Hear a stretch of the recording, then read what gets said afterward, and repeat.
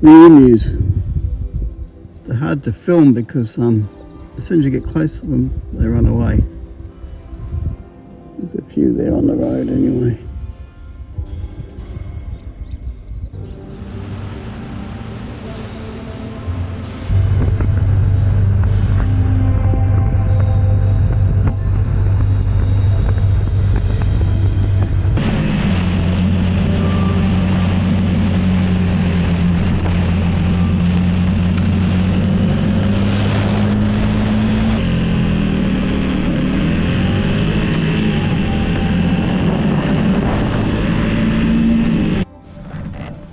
Hey, when you see a sign saying no fuel for the next 200 kilometers, you know it's time to put some petrol in your bike.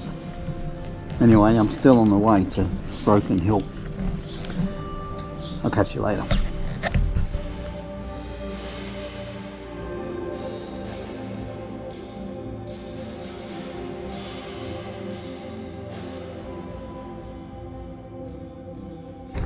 Just some interesting artifacts or antiques of big long gone past years of the mine and the work on the mine. Some more machinery.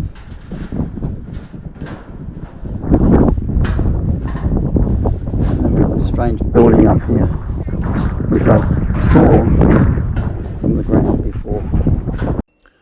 The town of Broken Hill is dominated by a 30-metre high slag heap, now a defunct silver mine, on top of which sits a dramatic memorial to the miners who lost their lives in its entrails, well over 800 in total.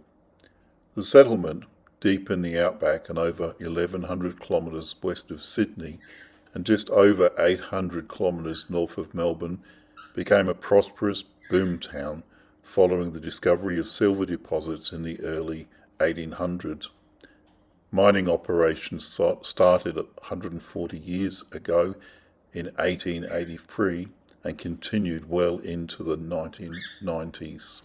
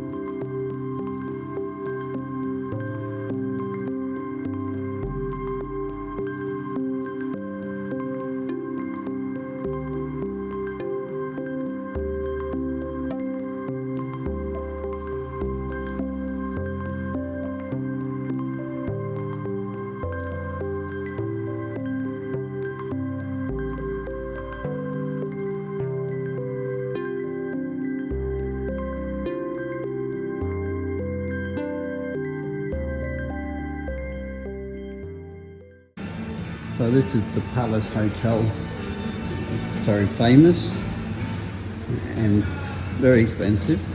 You can stay here. $390 for a room. And yeah, it's very interesting. Really say quaint actually.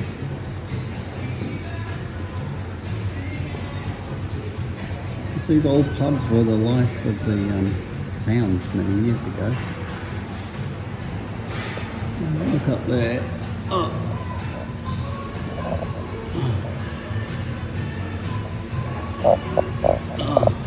Oh good, look, there's for the Christians. Adam and Eve gets mentioned.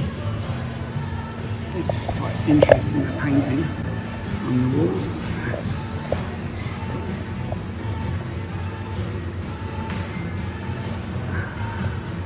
Hard to get in the pictures really, but you get the idea. So this is a very, very old pub.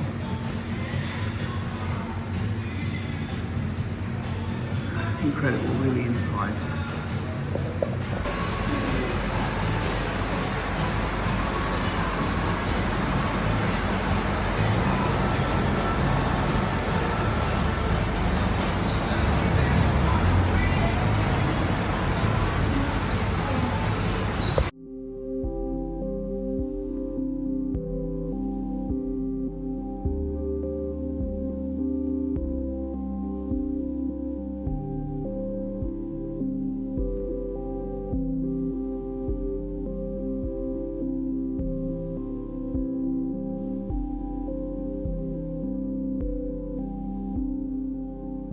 This is the camp kitchen at the caravan park I'm staying.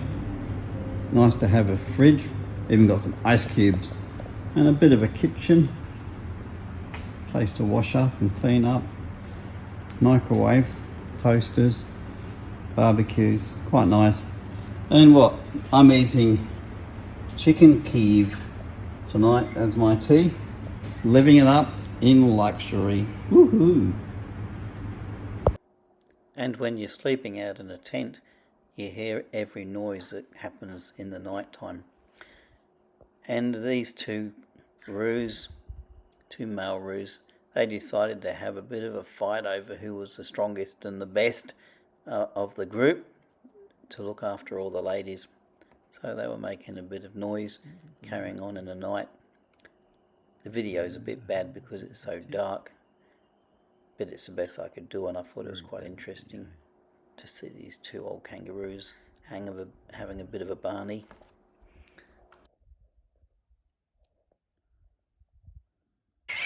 You certainly don't need an alarm clock to wake up in the mornings here in Australia. These birds make a racket for everybody.